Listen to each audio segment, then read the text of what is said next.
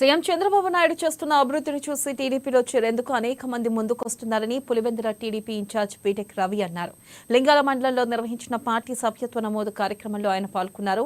ఎంతో కాలంగా ఫ్యాక్షన్లో ఇబ్బంది పడిందని, ప్రశాంతంగా ఉన్న గ్రామంలో కొంతమంది చిచ్చు పెట్టారన్నారని మండిపడ్డారు.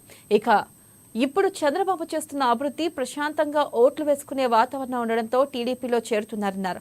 మరోవైపు వివేక హత్య కేసులో అప్రూవర్ను బెదిరించారంటూ ఎంపీ అవినాష్ రెడ్డికి సుప్రీంకోర్టు నోటీసులు జారీ చేసిందన్నారు. ఇంకోవైపు మాజీ సీఎం వైఎస్ జగన్మోహన్ రెడ్డిపై అమెరికాలో కేసు నమోదు కావడంతో అంతర్జాతీయ స్థాయిలో ఏపీ పరువు తీశారని మండిపడ్డారు.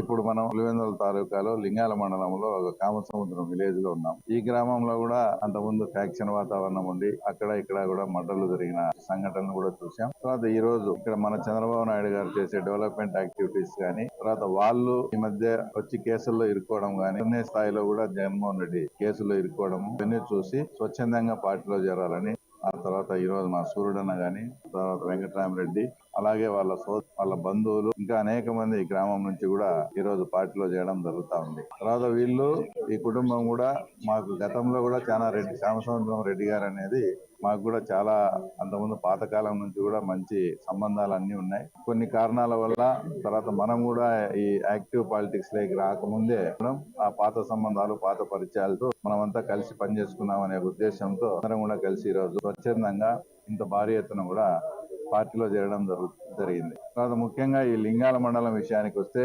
తర్వాత ఇప్పుడు మనం పులివెందుల తాలూకాలో లింగాల మండలంలో ఒక కామసముద్రం విలేజ్ లో ఉన్నాం. ఈ గ్రామంలో కూడా సీఎం